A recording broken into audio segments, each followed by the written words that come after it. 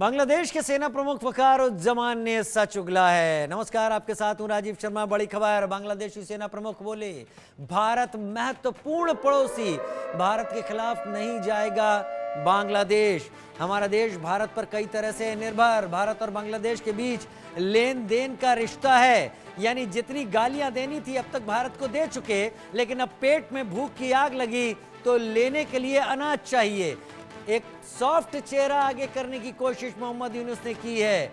अकल ठिकाने आती दिख रही है। वकारुज्जमान ये वही हैं बांग्लादेश के सेनाध्यक्ष जिन्होंने पाकिस्तान को न्योता दिया था, आइए बांग्लादेश में आके साझा सैन्य अभ्यास करते हैं।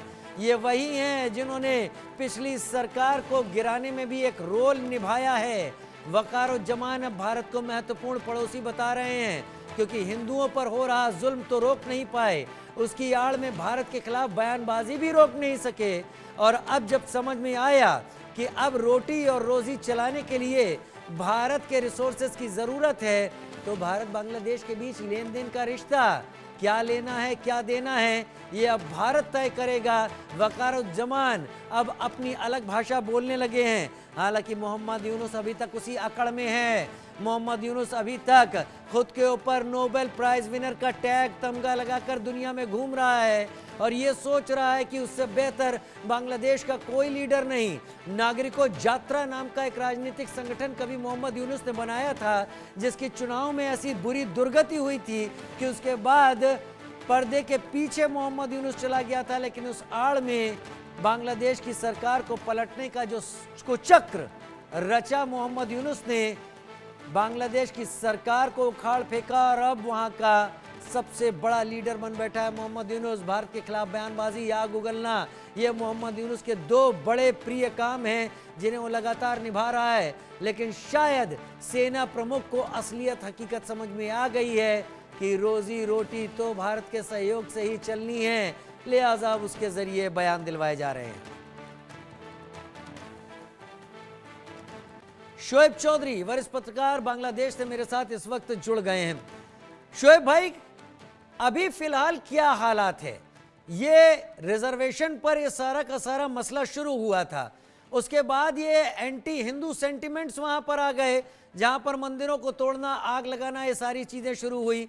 फिर वहां पर जमात और दूसरे कट्टरपंथियों ने नारे देने शुरू कर दिए, इंडिया बाइकॉट, इंडिया का सामान बाइकॉट करो। और अब वकारुज्जमान कह रहे हैं कि भारत के साथ हम आगे बढ़ेंगे। क्या हालत है, असलियत क्या है, सामने रखिए। धन्यवाद।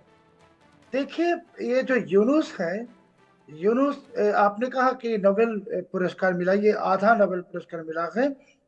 और ये आने से बाद ही जब बांग्लादेश में एक, आप कह सकते हैं कि बांग्लादेश को इसने एक अलकायदा मुल्क बना दिया और पाकिस्तानी आईएसआई के साथ मिलके बांग्लादेश को आतंकवाद और ड्रग्स के एक सेफ हेवन बना दी। अभी जो जनरल वकारुज्जमान की जो स्टेटमेंट आई बांग्लादेश की एक पत्रिका में, तो उन्होंने कहा कि भारत के साथ हमारा लेन देन है, रिश्ता है वगैरह, ये तो सब सही है। मगर यूनुस जो भारत के खिलाफ काम कर रहे हैं, यूनुस जो हिंदू के ऊपर अत्याचार चला रहे हैं, और जैसे कि आपको पता है कि आज भी एक हिंदू लीडर चिन्मय कृष्ण दास की जमानत उन्होंने फिर से कोर्ट ने रिजेक्ट कर दी। सो ये बांग्लादेश में अभी जो हिंदू के ऊपर जो अत्याचार या जेनोसाइड, ये बंद नहीं हुआ। बांग्लादेश में जो al Qaeda, Islamic state, Pakistani ISI, जिहादी जंगी, ये सब की जो खुलेआम जो प्रदर्शन चल रहा है, ये भी बंद नहीं हुआ।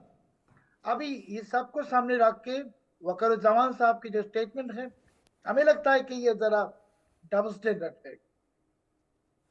लेकिन मोहम्मद यूनुस ने आंख क्यों मूंद के रख ली है? आज वकारुज्जमान को ये समझ में आ रहा है। देखिए, तीन तरफ से लैंडलॉक कंट्री है बांग्लादेश भारत से, तो भारत के साथ तो रिलेशन बना के रखने ही होंगे। भारत से बहुत कुछ जाता है, बांग्लादेश के पास सी से, समुंदर से आने वाली चीज़ों की हो सकता है काफ़ी ज़्यादा एक्सेस क्वांटिटी हो जिसके जरिए वो बिजनेस में उतर सके, लेकिन बाकी चीज़ें भारत के पास है। टेक्सटाइल इंडस्ट्री के लिए अगर कपड़ा चाहिए, रॉ मटेरियल चाहिए तो भारत से जाता था यहाँ से, और दूसरी चीज़ों के लिए भी भारत मसालों का एक्सपोर्ट किया करता था। वो सारा का सारा सिस्टम इंडिया बायकॉट की सारी अपील में चला गया।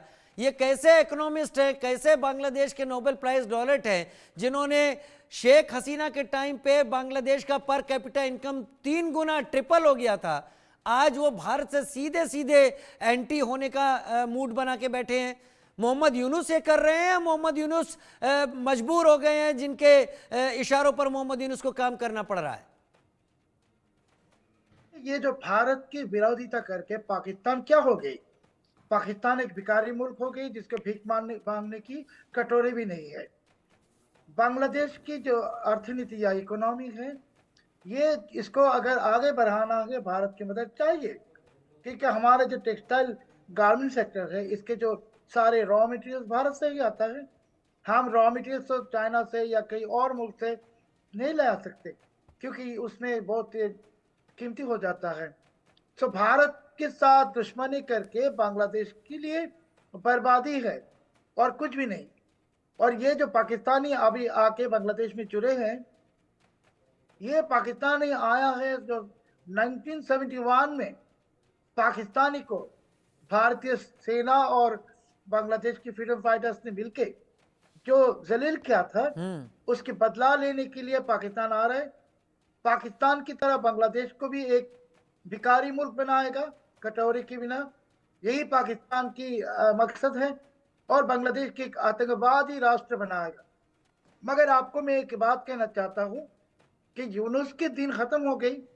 आज जनवरी के 2 तारीख है, 20 तारीख जब ट्रंप की शपथ हो जाएगा, तो यूनुस को ट्रंप जानते हैं ट्रंप हेटर के नाम से, और यूनुस ने 2016 में ट्रंप को हराने के लिए बहुत पैसे डाली, और ये पिछले 4 साल भी ट्रंप को जेल में देने के लिए जो डेमोक्रेटिक पार्टी बाइडेन की जो कोशिश थी उसमें भी यूनुस ने पैसा डाले।